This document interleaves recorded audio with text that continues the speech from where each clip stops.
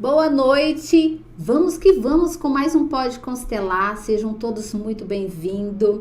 E hoje eu estou com um convidado aqui de honra, que também tem um podcast, que é o GuiaCast, mas ele faz muitas coisas, gente. Ele tá trazendo informações poderosas para você, então fica até o final para você pegar tudo que nós estamos trazendo aqui para você. Informações, transformação, superação, para você pai de adolescente, você que está em casa e se perdeu, ou você como pai, você fala assim, nossa, nada dá certo na minha vida, você precisa ouvir esse podcast até o final, tá? Tem muitos códigos aqui. E é com muita honra que eu recebo o Tuco. Obrigado, Tuco. É uma honra te receber aqui no Pode Constelar. Eu que agradeço. Fala, pessoal, tudo bem? Obrigado aqui ao Pode Constelar. A oportunidade de contar um pouquinho da minha história, de todo o trabalho que eu venho fazendo. Como você falou, Tuco, eu sou palestrante, mestre de cerimônias, ou seja, apresento eventos, escritor, tá aqui livros, né? Também tenho outras atuações associadas à área de comunicação, eu dou algumas aulas para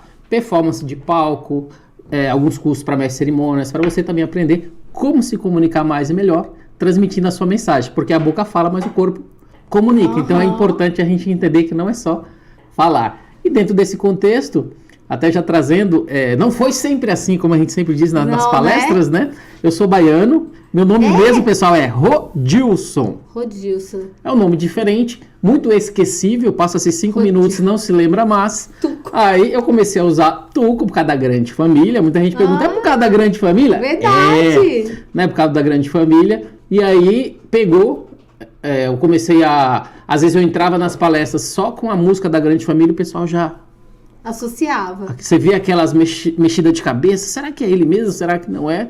E é uma estratégia que eu tenho usado há mais de 20 anos, a Grande Família ficou 14 anos no ar. Verdade. Desde essa época, o pessoal me chama de Tuco. Eu casei como Tuco, minha esposa me conheceu como Tuco, que é Tuco até hoje, tem funcionado muito bem.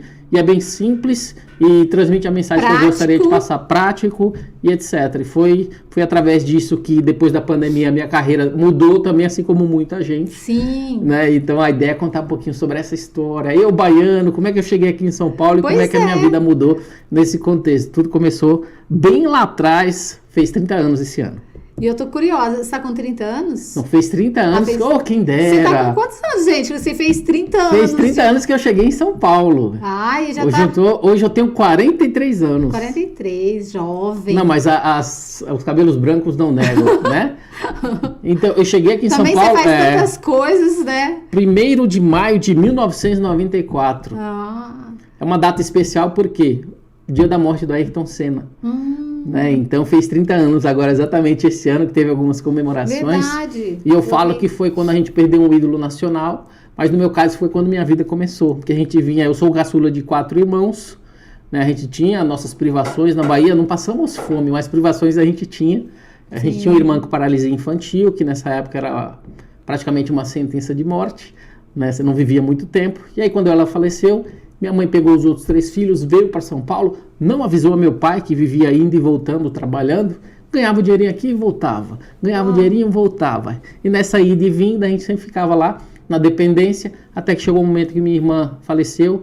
Minha mãe, eu acho que no desespero, né, de não querer que o mesmo acontecesse com os outros filhos, pegou os 3 filhos, veio naquele ônibus amarelo, Gontijo, lá das antigas, que a Bahia parece nessa época era muito mais longe, demorava mais para chegar aqui. E a gente chegou aqui 1º de maio de 94, dia da morte da Ayrton Senna, que foi quando, a gente fala que foi quando a minha vida também começou, nesse contexto de oportunidades, porque lá, né, a gente tinha nossas limitações, aqui não, aqui a gente tinha um mundo aberto para possibilidades, para conquistar sonhos, e não à toa, né, eu e meus irmãos conseguimos aí desenvolver nossas vidas, sendo bem-sucedidos naquilo que a gente escolheu. E tudo isso graças à grande heroína Dona Ana, que foi ela que fez isso pra gente, nos deu a oportunidade de estar aqui e que a gente pudesse nos tornarmos adultos ainda melhores. Que bênção, né? Teve uma educação boa.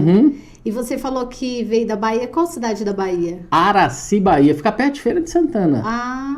Eu atendo uma vez por ano lá na Bahia, mas é lá na cidade de Pindaí e Guanambi. Guanambi, já ouvi falar de Guanambi. Guanambi é que Guanambi já é mais próximo ali de Vitória da Conquista, isso mesmo. Porque minha esposa é dali, dessa região, então eu sei por causa disso. Nossa, ele é quente demais, né? Eu fui lá em janeiro, né? Fui de carro, inclusive, eu, minha esposa e os 2 filhos. Passear. Fui até Araci, perto de Feira de Santana. Fiquei lá uma semana e pouco com a minha mãe. Voltei pro Vitória da Conquista e vim para cá. Foi uma viagem assim de 1 mês que a gente ficou passeando ali, conhecendo a região, vendo a família que fazia tempo que eu não ia lá. Muitos anos. E deixa eu te falar, como é da Bahia, né? Assim, cada cidade tem eu falo uma limitação, às vezes, de informação. Você, com tantas informações, com tanto conteúdo, quando você chega, assim, num ambiente, né, nessas cidades, como que você tem, como que é a sua comunicação? Você vai levando a comunicação, o conhecimento, ou quando você chega lá, você fala assim, eu me perdi aqui agora? Na verdade, eu não vejo tanto que essa limitação exista tanto quanto era antigamente. Por quê? Eu fui visitar meu tio no meio do mato. No meio do mato, literalmente, lá na roça. E qual que é o diferencial? Ele tinha Wi-Fi. Na roça, exatamente. Sim. Na roça. Né? Que não tinha estrada de terra, de barro, tudo. E ele tinha Wi-Fi na casa. Então, assim, existem limitações? Existem, ainda existem. Tem pessoas que às vezes passam por muita necessidade, dificuldade. Eu lembro, na época que a minha esposa fala que eles comiam palma. Sim. Aquela palma de espinho, né, etc. Então, a gente vê muita dificuldade, mas a gente vê que também os acessos, nessa visibilidade, todo esse contexto de internet, já está chegando em locais antes inimagináveis. Verdade. Por isso que eu fui na roça lá, meu tio, a primeira coisa, vocês querem a senha do Wi-Fi? Tipo assim, eles falam todo orgulhoso já, né? Então você vê, se antigamente esses locais não tinham energia elétrica, hoje já tem Wi-Fi, hoje ele já leva, até a gente brinca, ele leva a vida melhor que a nossa. Porque ele já é aposentado, os 2. Tem, sei lá, seus gados, suas cabras, seus porcos, galinha, ou seja, acorda cedo, tem fartura. Eu falo, vocês estão vivendo melhor que a gente naquela vida corrida de São Paulo. Sim. Mas, obviamente, tem muitos locais que a gente sabe que toda essa infraestrutura ainda é necessária, né? Mas, assim, a gente sempre te ajuda lá, sempre foi um polo em que, quando a gente estava na necessidade, alguém ali próximo ajudava e o contrário é a mesma coisa. Então, você vai meio que formando uma comunidade de ajuda mútua e isso super funciona. Nesse momento de necessidade. A gente passou por isso e hoje aqui, né, em São Paulo, eu ainda posso olhar para trás e ver que todos esses desafios mudou aquilo que... a pessoa que eu consegui ser hoje. Sim. Na sua adolescência como que foi? Foi difícil? Você morava lá ainda na sua adolescência? Eu vim para cá com 13 anos. Ah, tá. Então, 9 anos, eu tinha 3 empregos. 9 anos? 9 anos. Lá na Bahia? Na Bahia. Eu era engraxate.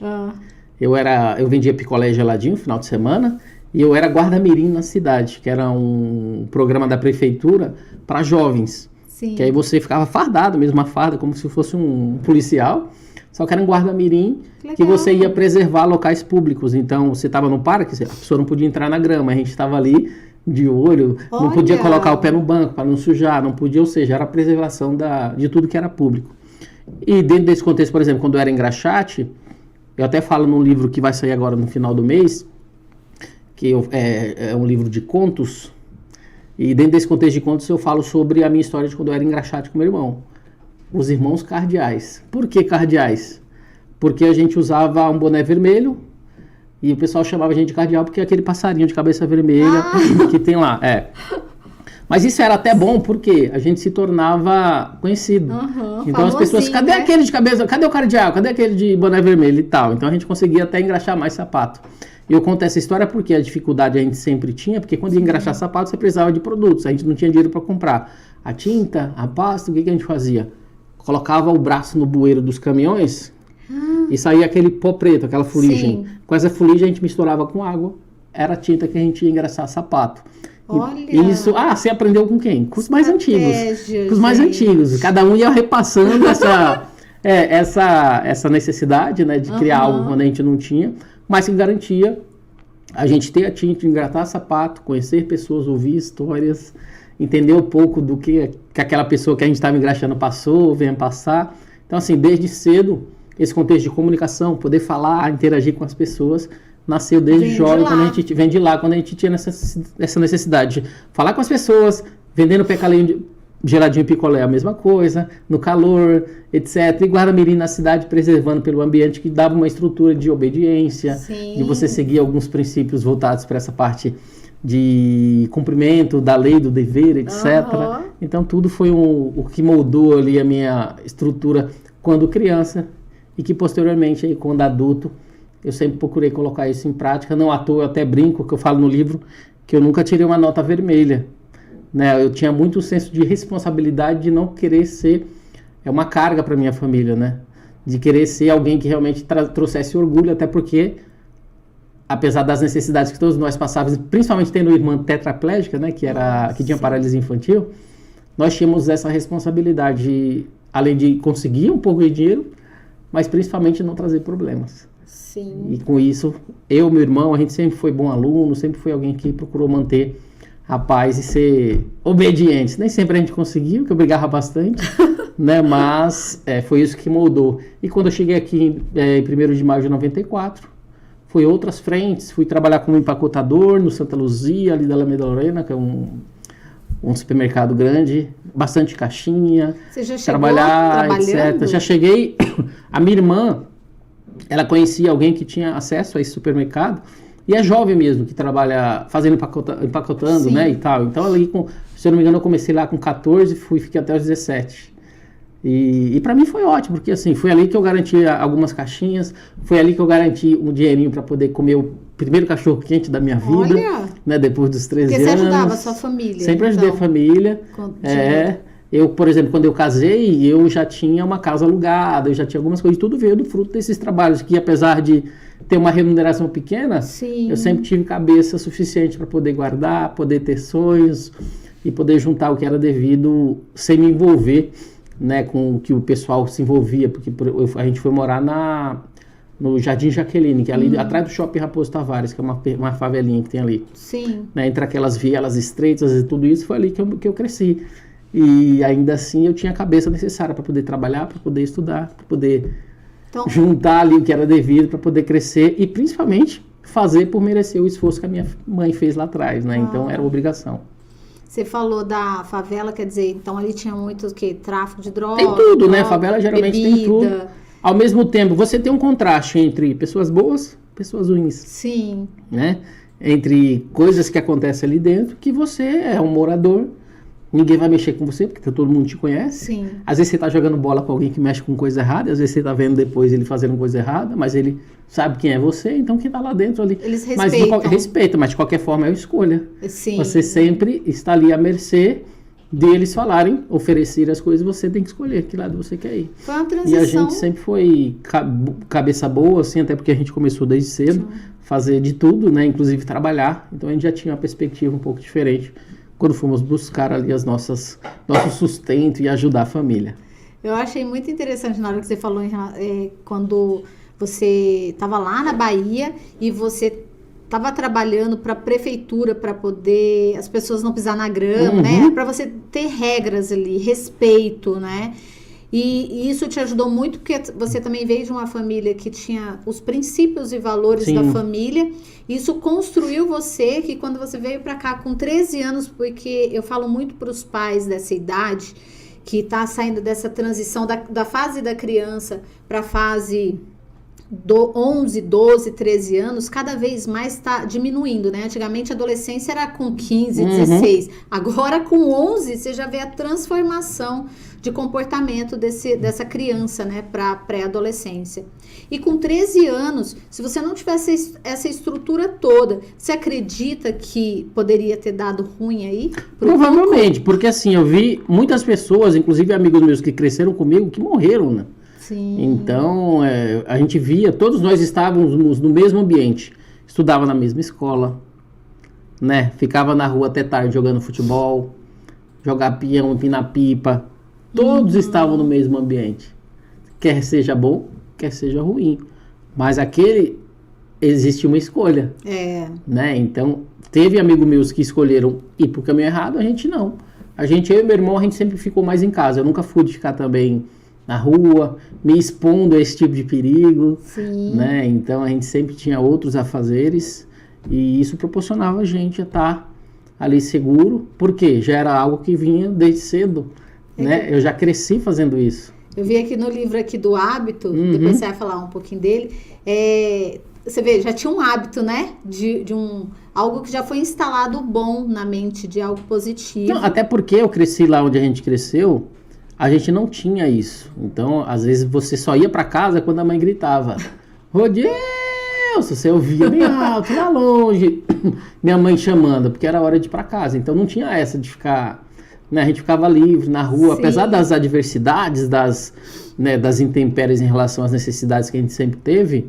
Eu me lembro muito bem quando meu pai mandou uma cesta básica pela primeira vez, que tinha esse açúcar refinado hoje. Não era assim.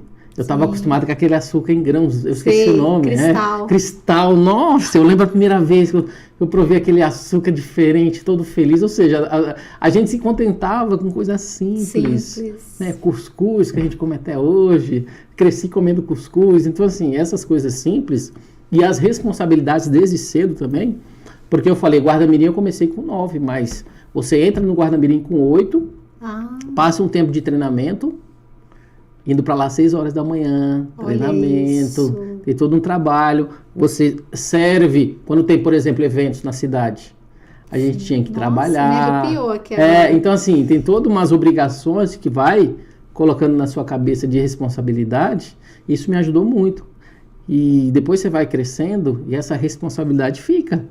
Né? Por isso que eu falo, eu até brinco. Eu até falo, pessoal, eu não sou o pai do Cris, né? Mas eu tinha 3 empregos.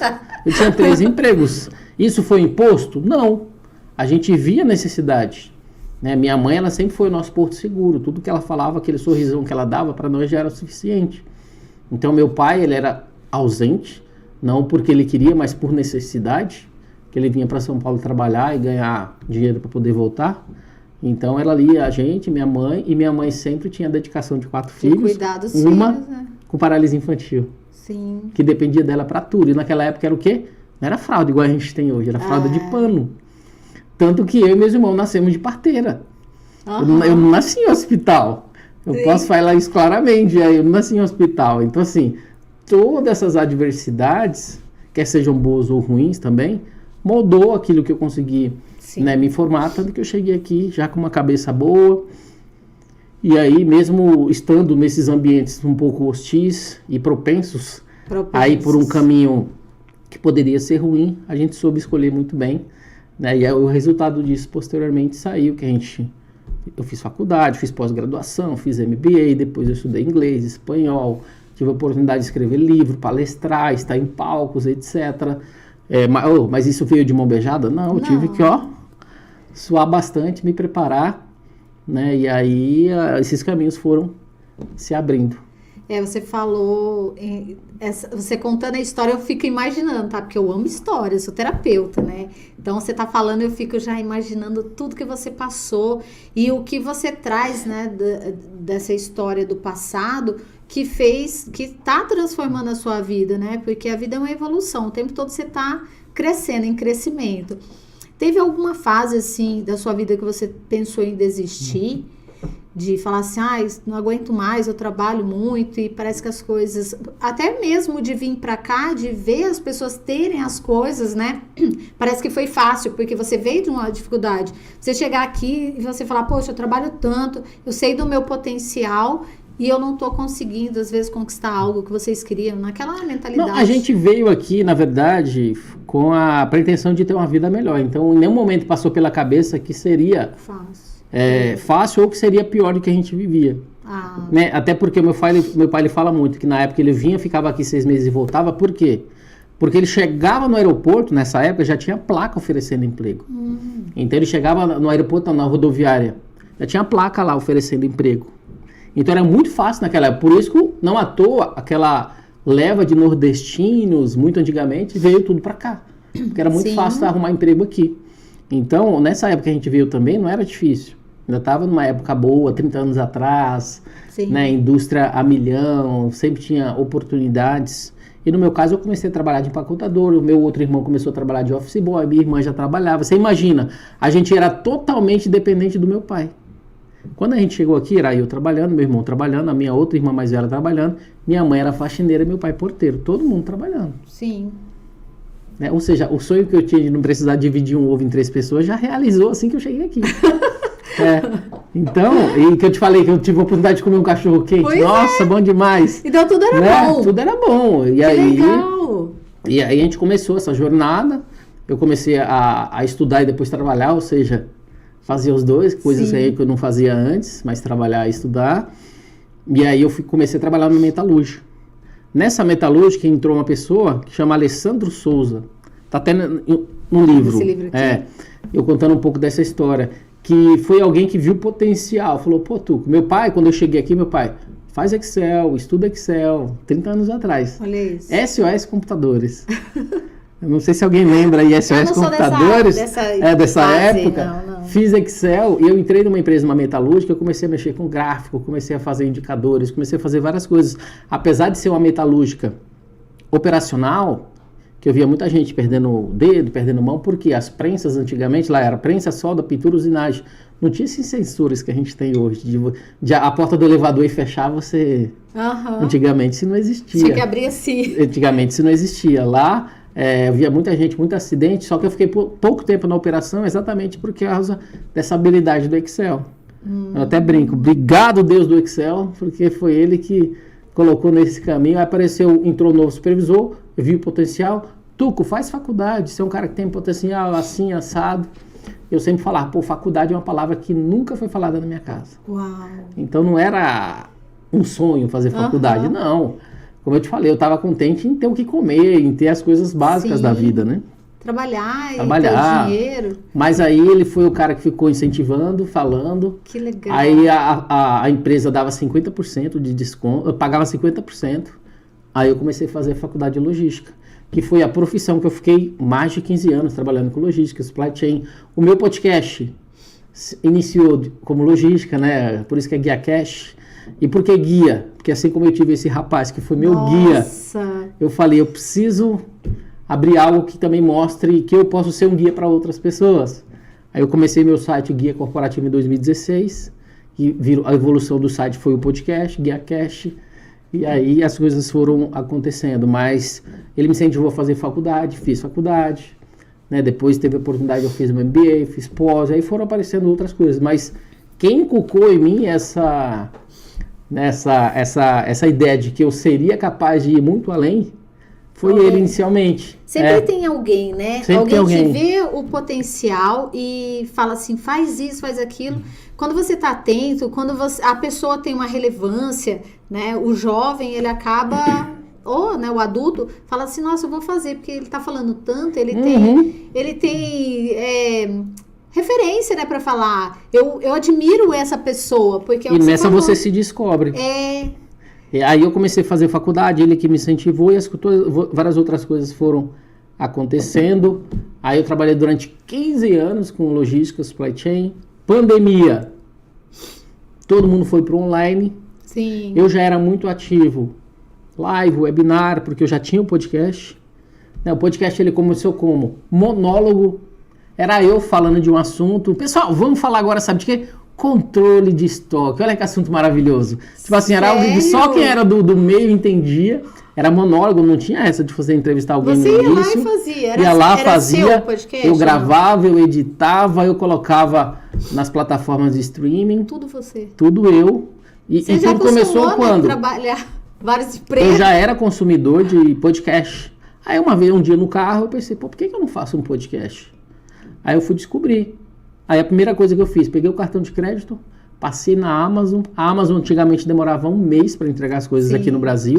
Aí eu falei, eu tenho um mês para aprender, enquanto os equipamentos não chegavam. Caramba. Aí chegou os equipamentos, eu já estava preparado, já sabia como gravar, comecei a gravar. Os primeiros episódios, se você tá aí até hoje no ar, dá uma vergonha danada, né? De você era eu explicando sobre determinado assunto. Pessoal, hoje eu vou ensinar para vocês como calcular um frete. Olha, tipo assim, assuntos que faz parte do cotidiano de quem é dessa área de logística, mas, e também não era com essa desenvoltura, né? Era aquela timidez, falar um pouco mais devagarinho, né? Você tinha tudo, depois você vai aprendendo, se desenvolvendo. Graças a Deus. Mas assim, as coisas foram, até que chegou um dia que eu fui num evento, aí eu levei um microfoninho de lapela que era com fio antigamente, não tem esse sem fio igual hoje, né? Era com fio, que eu colocava no celular, entrevistar a pessoa, entrevistei 13 pessoas, e a partir dali eu falei, agora eu consigo entrevistar. Que legal. Aí eu comecei a entrevistar. Mas as entrevistas também eram online, né? Não é essa que a gente faz presencialmente, isso aí chegou depois. Então assim, eu passei por todas as evoluções de podcast, de entrevistar pessoas, ter acesso a pessoas que de outra forma eu não teria. Eu até falo na minha mentoria, que eu faço mentoria para a minha palestra, até falo, minha palestra se chama Os 10 Mandamentos das Amizades Corporativas. Mas o que é isso, Tuco? É o networking. Sim. Só que a palavra network está um pouco banalizada, eu falei, preciso de uma palavra nova. E amizade corporativa faz todo sentido, que gera proximidade e tem a ver com o quê? Sucesso profissional. Então, nessa minha palestra e na mentoria que eu faço, eu falo para as pessoas que você tem que ter duas coisas para você se tornar um super conector. Atração, podcast, porque você conhece pessoas, traz pessoas até você, mostra o seu trabalho, conhece o trabalho dos outros e automaticamente surgem oportunidades de negócio. Sim. E doação, atração e doação. A doação, no meu caso, o que é que eu faço? Eu sempre me coloco à disposição para estar em eventos fazendo entrevistas. Né, entrevistando palestrantes, participantes, patrocinadores, gerando conteúdo, ajudando o evento a ter mais visibilidade e automaticamente eu conheço também pessoas, network. Então eu falo atração e doação. Sempre que você faz isso, você acaba se tornando um expert da construção de relacionamentos, das amizades corporativas. Você pega esses vídeos e você coloca no seu canal? Sempre eu falo sobre isso também. Você pega, por exemplo, você vai entrevistar alguém, você pega ali o que você gravou da entrevista e coloca no seu canal do podcast? Eu gravo, igual a gente está fazendo agora. Depois se precisar fazer alguma edição, depois eu lanço ele como se fosse ao vivo. É inédito no caso, né? LinkedIn, YouTube e Facebook. Aí você usa os cortes, você faz os cortes. Eu uso o que dá para usar. Tudo é você que faz? Tudo sou eu que faço. Caramba, né? Você traz muitas informações aqui para as pessoas. Até você falou para mim uma vez, num evento, eu estava falando com você, da frequência. Você falou assim, o que garante que vai dar certo é a frequência. E eu vejo você falando agora, tudo foi frequência. Frequência. E também não desanimar. Eu vejo que você tem uma alegria no que você fala, sabe? Não tem medo, não tem desânimo. Só vou fazer. E tudo é melhor, né? Se você ver tem que começar. Tudo vai melhorando. Se eu não tivesse me desafiado para passar o cartão de crédito e começado a fazer, isso nunca teria acontecido. Então, assim, é sempre se desafiar. Quando eu fui no evento que eu comecei a entrevistar pessoas, você fica com aquele medo na barriga. E quando eu fui nesse evento, não era só isso. Eu que tive que abordar as pessoas e falar, eu estou com uma parceria aqui com o evento, estou entrevistando os palestrantes e gostaria de pegar um depoimento sobre tua palestra. Se você já é alguém também, não, vou falar com aquela pessoa, já fica ali colocando empecilhos na sua cabeça para as coisas não acontecer, não acontece. Então, assim, o podcast, ele demorou mesmo.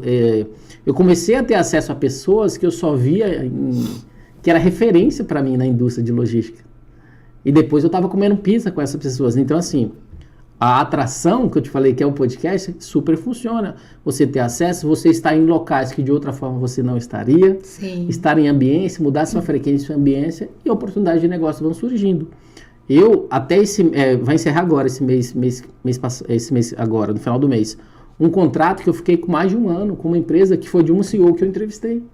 Olha. Apareceu uma oportunidade de consultoria, etc., através de um podcast. Então, assim, super funciona, demora muitas vezes se você não é conhecido para dar resultado, é óbvio, mas você precisa ter consistência, entregar o conteúdo sempre ali, porque por mais que demore, quanto mais você faz, melhor você fica. E automaticamente, porque o podcast de fulano teve sucesso e esse não? Na maioria das vezes é porque esse outro que não teve é porque ele parou. Sim. Aquele que continuou, ele sempre vai construindo ali o seu caminho, e aqueles que param vão ficando para trás. Você tem ideia, você falando aí, eu lembrei dos meus parceiros hoje, depois do podcast. Hoje, gente, eu tenho uma parceira, já vou fazer aqui uma propaganda da Marie, ó, dessas roupas que eu estou usando. A Marie é uma loja online, então hoje ela me veste através do podcast. Ó, minha cabeleireira Dulcelena, ela cuida do meu cabelo também através do podcast. Aí eu também tenho hoje uma dentista que faz harmonização, que está cuidando de mim, que é a doutora Andressa Calarga. Um beijo para todas vocês. Através do podcast. Então, o que você está falando aqui, hoje eu vejo que depois... E faz um ano, né, que eu tô com o podcast. Hoje eu tenho essas parceiras. Dentro do podcast, eu tenho um grupo de pessoas que a gente faz o Pode Transformar. No Pode Transformar, eu tô só linkando com o que você falou, que como que vai crescendo, né? E o Pode Constelar, Pode Constelar me trouxe esse pode transformar. A gente pega uma pessoa, levo nessas minhas parceiras e lá eles fazem a transformação. A Marie dá um look, a cabeleireira faz o cabelo, aí tem maquiagem, né? Tem esses parceiros. Agora eu tô com a doutora Calarga, que ela tá fazendo os dentes de uma pessoa, da Janaína, que ela chorava e falava assim, o meu sonho é cuidar dos meus dentes. E quem que tá podendo... mudar a vida dessa pessoa? Quem? Sim. Pode Constelar, que nasceu assim, junto. E eu falo para as pessoas, às vezes as pessoas acham que ela não tem o que é preciso para poder fazer esse tipo de transformação. Né? Quando eu falo de doação, porque assim, o podcast é atração. Quando eu falo de doação, no meu caso é o quê? Que eu vou lá entrevistar, porque é algo que eu sei fazer, edito, posto nas redes sociais. Mas tem gente que trabalha com fotografia. O que mais você quer num evento? Fotógrafo. Sim. Poderia fazer o mesmo. Tem gente que trabalha com, como você falou, maquiagem, barbeiro. Eu já fui em evento que o cara tava lá fazendo a barba dos palestrantes. Sim, vários Então, eventos. assim, você identificar alguma coisa que você consegue fazer para se colocar em ambientes que você não teria. Eu, recentemente, fui num evento, por exemplo, do Poder da Família, Alphaville aqui. Eu tive acesso, eu fiquei no camarim VIP. Lá eu tive a oportunidade de entrevistar o pastor Cláudio Duarte, Cacá Diniz, Carlos Wizard, entre outras pessoas. Então, vários eventos eu vou, nesse processo de doação, me oferecendo para fazer um trabalho grátis, só pelo network. Uau. E a maioria das pessoas fala o quê? Vem. Ah, mas como que você entra em contato com essas pessoas? Mais simples do mundo. Instagram. Ah, você vai lá no Instagram... Aí, gente, já simples pega, assim. Até eu já depois pega esse corte aí, ó. Simples assim. Eu vou lá no Instagram, tudo bem, eu sou o Tuco, eu trabalho com network, palestro sobre network, e só pelo network eu gostaria de me colocar à disposição para estar no seu evento, entrevistando palestrantes, participantes e patrocinadores. Tenho certeza que isso vai ajudar a potencializar mais a mensagem que você gostaria de passar, divulgar o teu evento. E outra coisa, eu não cobro nada, é só pelo network. Um monte de gente fala o quê? E você fala, e é pelo a mensagem network, é assim, só pelo network, eu não cobro nada. Automaticamente, eu me coloco em locais que eu não teria acesso, muitas vezes, R$3.000, R$4.000 o ingresso, eu vou de quê? De graça. Sim. E tenho acesso à área VIP. Uau. E como que eu retribuo isso? Fazendo entrevista, gerando conteúdo, postando nas redes sociais, marcando essas pessoas, divulgando o evento. E na hora das vezes, sabe o que já aconteceu? O que inclusive vai acontecer esse ano? Eles me convidam no próximo ano. E já aconteceu muitas vezes, por exemplo, eu vou estar hoje, agora em julho vai ter a Expo Empreendedor. O ano passado eu fui na Expo Empreendedor entrevistando. Esse ano ele falou, Tuco, eu vou montar um podcast, eu quero você entrevistando os palestrantes. Que maravilha. Ou seja, de um processo de doação, virou agora uma oportunidade em que eu vou estar lá entrevistando Carol Pfeiffer, Shark Tank, o João Branco, Stanley Bittar e várias outras pessoas que vão estar no evento. Então é assim, é você semear para você colher. Exato. É você dar para você receber. Né? Então nesse contexto, é por isso que na minha palestra eu falo sobre isso. O poder das amizades corporativas, que é o network, os 10 mandamentos. E nesse mandamento eu falo, o primeiro mandamento é network with God, conectado com Deus. Então eu falo da importância também da gente ter essa conexão com Deus, da gente entender que quanto mais você ajuda as outras pessoas a realizar os sonhos delas, mais próximo você vai estar de realizar seus próprios sonhos. Então é dar e receber. E pelas coisas boas que você faz, Deus te apresenta os amigos deles. Né? Os amigos deles. Então é importante. E aí, nesse contexto de palestra, apareceu essa oportunidade de eu fazer palestra, eu comecei a palestrar. Depois apareceu a oportunidade de apresentar eventos, estar em grandes palcos, me colocar à disposição, eu faço isso também. Ou seja, aumentou a doação. Às vezes eu me ofereço para estar em eventos, para apresentar o evento. Isso me dá o quê? Visibilidade, me traz o quê? Experiência. Sim. E eu não cobro nada, faço só pelo network também. Por quê? Porque ele está me doando com essa oportunidade de ter palco e experiência, eu dou com ele fazendo o melhor trabalho que eu puder. Então foi aumentando um pouco esse leque. Aí foi aparecendo a oportunidade de eu apresentar podcasts de outras empresas, não só o meu que já tem quase 7 anos. Eu comecei a apresentar eventos em outras, apresentar podcast para empresas, inclusive em eventos. Ai, que legal. Eu fiz recentemente um podcast para um evento Solar Z Summit lá em Fortaleza. A gente gravou 23 episódios em 3 dias. Né? Ou seja, às vezes a pessoa quer montar um podcast e não tem alguém para poder apresentar. Sim. Ou tem alguém que às vezes é um pouco tímido, eu entro fazendo o host, a pessoa entra como co-host. Então você faz as introduções, depois passa para ele. Aí você começa aí eu comecei a fazer isso também. Então foi abrindo várias portas esse processo, e a última delas foi a oportunidade de fazer livro. Eu estava no evento da KLA, a empresa que faz treinamentos, levanta uma senhorinha, essa senhorinha aqui, ó, Mirinha Vasconcelos. Ela levanta e começa a falar, eu estou no meu 7º livro, estou fazendo isso, estou fazendo aquilo. Só que no final ela falou, estou no meu 7º livro esse ano. Foi aí que doeu, quando ela falou esse ano. Aí apareceu aquela crise existencial. Né? Nossa, essa senhorinha, 74 anos, 7 livros, eu não tenho nenhum livro, o que eu estou fazendo na minha vida? Né? Entendi. Aí nesse desconforto, eu falei, preciso praticar o network. Chamei ela para almoçar. Então a gente foi almoçar. À noite ela estava hospedada no mesmo local do evento. Tuco, fica aí, vamos comer uma pizza. Comi uma pizza. Ela falou, Tuco, então, além de ser coautor em 7 livros, eu estou produzindo, eu estou coordenando, por isso que está aqui, ó, o livro Inteligência Competitiva, Mirinha Vasconcelos. Você não quer participar? Aí eu falei, ó, tá aí a oportunidade. Aí na mesma semana eu mandei o capítulo para ela, e o livro também começou a abrir muitas portas. Aí eu descobri que esse livro tem um dos coautores, é o presidente atual da Caixa Econômica Federal. Aí a gente teve a oportunidade de fazer o lançamento em Brasília, por causa dele, a gente fez no Teatro Brasília. Eu fui indicado para a ABLA, Academia Hispano-Brasileira de Ciências, Letras e Artes, como um acadêmico imortal de literatura. Eita! Então assim, e eu não tinha nenhum livro, tá? 0. Aí começou a surgir outra... Aí esse livro foi lançado também em Barcelona, Madrid e Lisboa. Em Madrid foi lançado na Feira de São Jordi, que é uma feira literária maior do mundo, em que lá por cultura, no Dia dos Namorados, a mulher dá um livro para o namorado e o namorado dá uma flor. Olha. Então é uma feira gigante que só tem bancas de livros e bancas de flores. Então assim, o livro ele também começou a abrir oportunidades que eu nem imaginava que eu poderia ter. Aí depois surgiu um outro, Hábitos do Caminho da Maestria, que eu falei do hábito do quê? Do networking. Sim. O networking também é um hábito. E aí, sucessivamente, foi aparecendo. Aí a editora me chamou para coordenar. Meu Deus, gente. 4 livros. Tem que sair de casa, gente. Você tem que fazer alguma coisa. Olha esse ó. Aí eu estou coordenando agora um livro que chama Do Caos à Cura, Desvendando os Desafios Invisíveis da Saúde Mental Silenciosa. Que é voltado para a saúde mental. A gente tem caso de burnout, caso clínico, por exemplo, uma psiquiatra trazendo um ponto de vista clínico. A gente tem caso de uma moça, uma coautora que foi estuprada na infância, então ela conta essa história.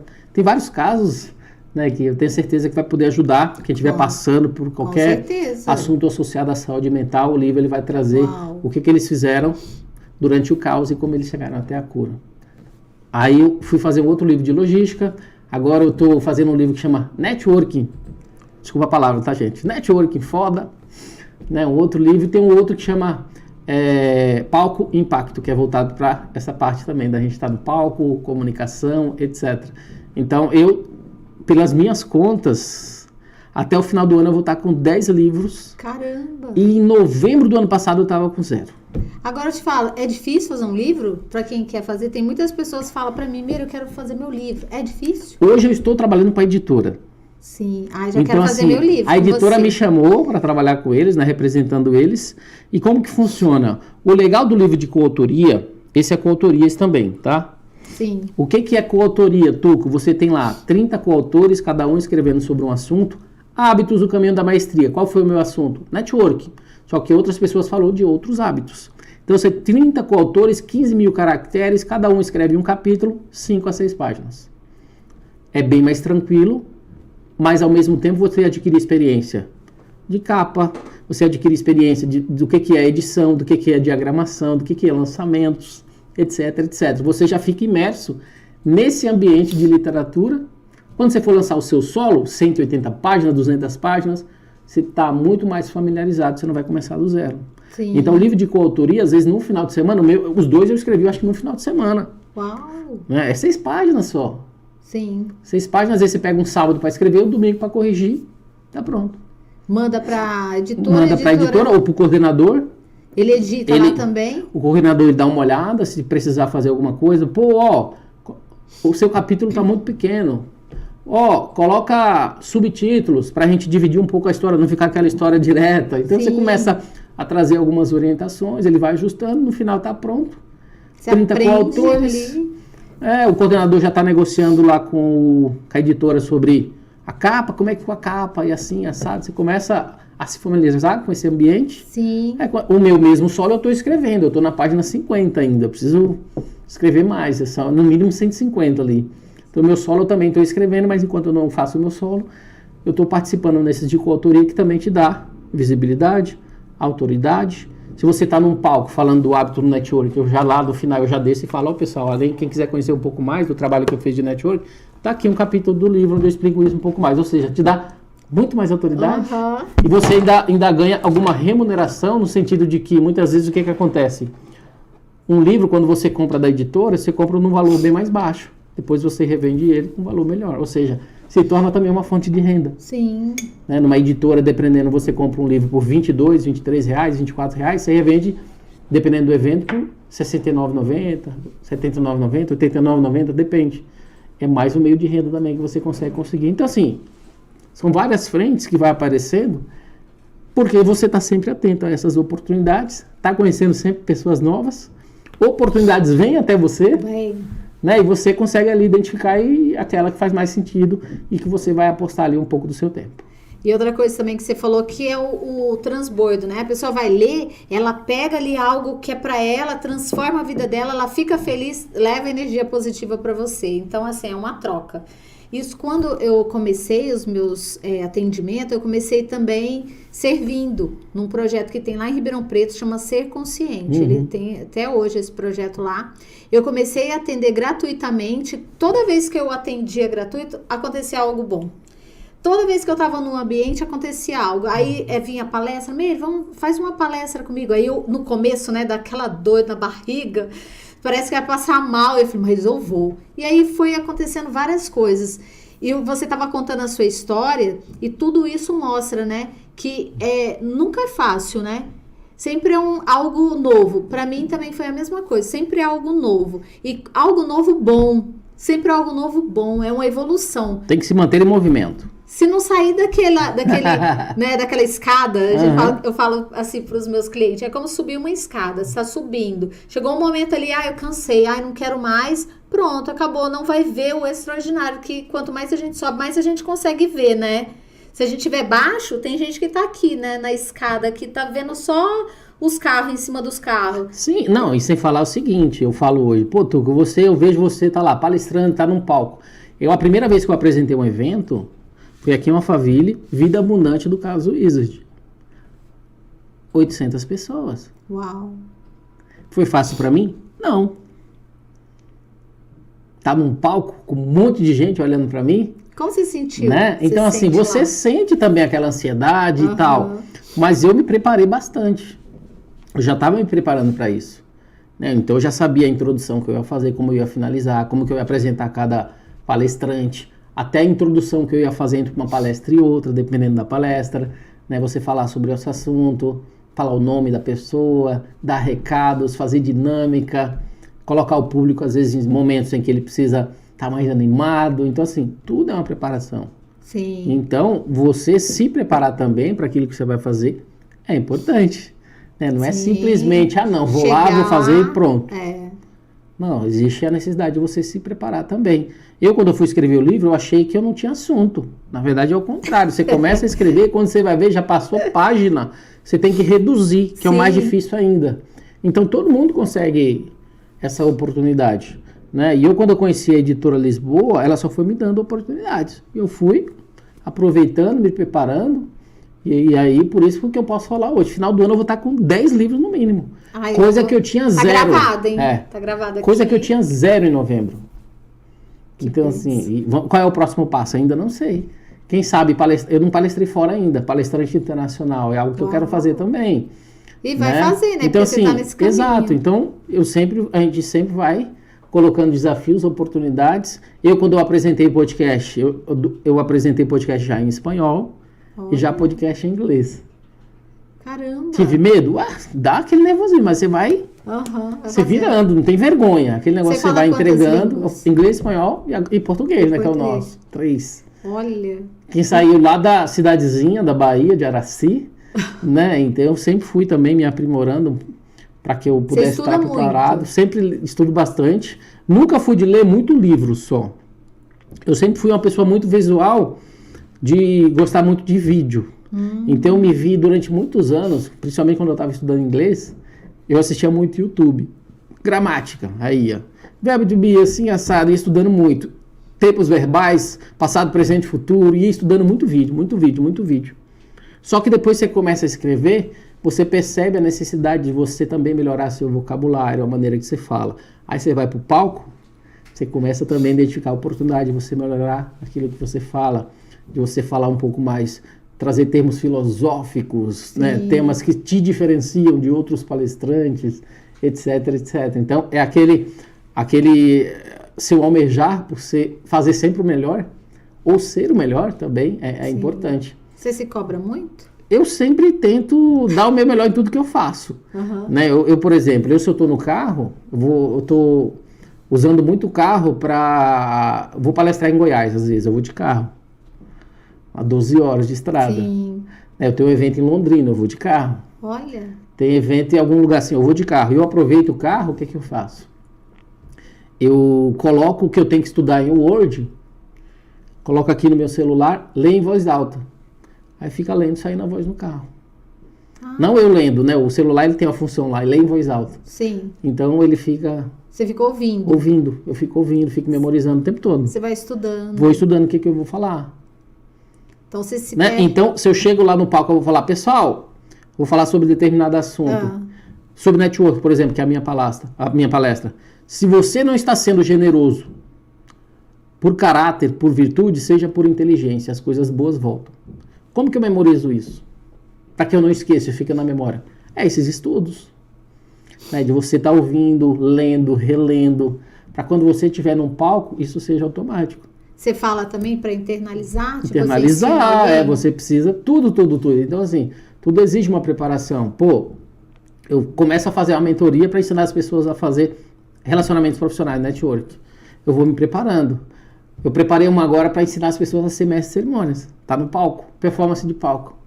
Né? Então, assim, a todo momento também que você vai preparando aulas, você vai se auto-aprimorando. Eu quero aprender. Já quero fazer umas aulas com você. Toda vez que eu vou pro palco, me dá um nervosismo. E já chegou de chegar lá, me preparar, estudar, chegar lá e falar assim, o que eu vim fazer aqui? E sair, dá um branco, sabe? Aí eu começo a lembrar do conteúdo que eu mais gosto de ensinar, e depois eu vou lembrando. É comum? É normal isso aí? Todo mundo tem. O nervosismo é normal. Né? Dá um medo, né? Você ficar nervoso. É importante, o que eu sempre falo, às vezes até uma dica. Eu que apresento eventos. Eu chego no evento antes. Eu gosto de receber as pessoas, conhecer, saber o nome. Que gera uma... Porque se eu tô no palco e eu esqueço alguma coisa, eu interajo com você. Pessoal, eu cheguei aqui agora há pouco, eu conversei com a pessoa tal. Eu mudo de assunto. Boa dica. Aí depois vem o assunto na minha cabeça. Então, assim, essa interação é importante. Não é só você ficar no palco. Eu desço muito do palco, às vezes, né, para poder interagir com o público, etc. Põe uma música, a gente dança. Então, eu sou aquela pessoa que eu gosto de... Você não tá querendo ficar em pé, né? Não quer aparecer. Então, assim, essa parte de palco é importante a gente sempre fazer essas interações, mas a preparação é essencial. Né? Você lembrar daquilo que você vai falar. Sempre que eu vou no palco, eu sei como que eu vou começar, como que eu vou terminar. Né? As apresentações dos palestrantes, eu falo que não é... Ler biografia não é apresentação. A apresentação é diferente. Né? Até porque é a obrigação do mestre de cerimônia mostrar a autoridade do palestrante. Se o palestrante ele chega lá, eu fiz isso, eu ganhei tantos milhões, assim, assado, ele começa a falar os feitos dele, a plateia acha que ele é arrogante. Se é o mestre de cerimônias, e agora para vocês, ele que fez isso, ajuda a interagir comigo, toda vez que eu falar assim, você, vamos lá, tal. Todo mundo entra no pique, o clima aumenta, eu transformo o cara numa autoridade, quando ele vai falar, é outra coisa. Uau. Né? Então, assim, a coisa básica. Eu tô lá, mestre de cerimônias, vou te entregar o microfone, já te apresentei. Muita gente entrega o microfone e não fala nada. Eu sempre falo, Verdade. O microfone já tá ligado. Por quê? Aí o cara vem aqui, tec. Começa, não tem som. Aí atrapalha todo o fluxo. Aí todo mundo fica olhando, né? Todo mundo fica olhando, ô produção, tal. Quando foi ele que às vezes mexeu onde não devia e tal. Não, eu já entrego ligado e aviso. Já tá ligado, só falar. Então, assim, são coisas básicas, né, que às vezes a gente não tem noção, mas o mestre de cerimônia, quanto mais ele passa desapercebido, melhor. Quer dizer que ele fez o trabalho que ele tinha que fazer, enalteceu o evento, que eu acho que é a obrigação, que ele tá lá, né, entregou o que tinha que entregar e ninguém nem percebeu. Ele não foi um gargalo. Né? Eu vejo eventos que o próprio mestre de cerimônia às vezes é um gargalo. Né? Ele quer aparecer mais do que evento, ele quer falar demais, não quer ser breve. E assim sucessivamente. Então tem todo um trabalho que a gente precisa mostrar para as pessoas que estão no palco, não é simplesmente subir e falar. Tem toda uma preparação. Amei o seu trabalho, a sua história, o que você está fazendo hoje. Quero muito, sabe? Nós vamos ter mais conexões. Eu tenho o seu contato lá no WhatsApp. Quero te agradecer pela sua história. Você vê, o tempo passa, eu tô aqui em flow com você. Eu tô assim, fixada no que você tá falando, porque quando você tá contando história, você que já é um escritor, você deixa a pessoa presa, e eu fiquei presa mesmo aqui em você, na sua história. Tudo que você tá fazendo, a transformação, ajudando muitas pessoas. Quero te agradecer por você ter aceito esse convite de estar aqui no Pode Constelar. Deixa as suas redes sociais pro pessoal que está em casa, quem quer fazer evento, gente, já tem aqui, ó. Exatamente. Tuco. Pessoal, minhas redes sociais é Tuco com 2C _ oficial, ou seja, até minha rede social é Tuco, tá? Então, Tuco com 2C _ oficial. Meu podcast é GuiaCast, só que é com K, não é com C. KAST, GuiaCast aí em todas as mídias. É só entrar lá que tem meus contatos. LinkedIn, a mesma coisa, é Tuco com 2C. Tudo que você pesquisar aí na internet é só pôr Tuco com 2C que você vai me achar. Obrigado, viu? Obrigado por estar aqui. Eu vou te deixar o Lucas, passa aqui o mimo que eu vou entregar. Tem mimo? Tem um mimo.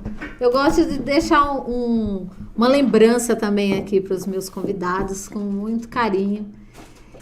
Tuco, obrigado, viu, por você estar aqui. Eu que agradeço. Deus abençoe você, a sua história. E esse aqui, obrigado, Lucas.Esse aqui é o mimo do Pode Constelar para você, ó. Quando você for tomar seu café... Tem chocolate aqui, tem chocolate. Quando você for tomar seu café, você lembra sua água, seu chazinho, você lembra do Pode Constelar desse momento. Aí, pessoal, resultado aqui da visita no Pode Constelar. Né, super trabalho. Eu que agradeço também a oportunidade de estar aqui, contar um pouquinho dessa história e deixo sempre um incentivo aí para cada um de vocês. Eu consegui, vindo da Bahia, né, passei por diversidades, consegui, eu acho que chegar muito mais daquilo do que eu almejava. Claro que, obviamente, você sempre vai, conforme você atinge um sonho, você vai criando outro, né? É importante. Há um problema. Mas assim, eu falo que hoje... eu tenho a oportunidade de deixar a mamãe orgulhosa. Isso é muito bom. A dona Nana que fez tudo aquilo lá atrás por mim, hoje ela fala que tem muito orgulho. Para mim, isso já é uma satisfação. Com certeza ela tem do filho que ela criou, com todos os seus princípios e valores que você traz e hoje está transbordando aí na vida de muitas pessoas. Deus abençoe você. Eu que agradeço. A sua história. Obrigado por estar aqui no Pode, tá? Você faz parte agora do Pode Constelar. E o que você precisar, se eu puder... agregar em alguma coisa, pode contar comigo, tá bom? Obrigado. Vamos brindar esse momento. Eu gosto de brindar. Um brinde esse momento com você. Gente, muito obrigado por você estar aqui no Pode Constelar, ouvindo a história do Tuco. Pegou várias informações, porque eu peguei várias informações que você deixou aqui. Um grande beijo para você e toda a sua família. Fica com Deus.